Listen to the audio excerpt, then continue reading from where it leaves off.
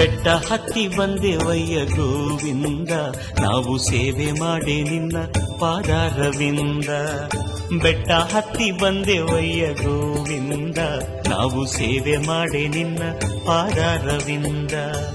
ಮೆಟ್ಟಿಲು ಮೆಟ್ಟಿಲುಗೂ ನಾಮ ಹಾಡಿ ನಿನ್ನ ಧ್ಯಾನವನ್ನು ಮಾಡಿಕೆವು ಭಕ್ತಿಯಿಂದ.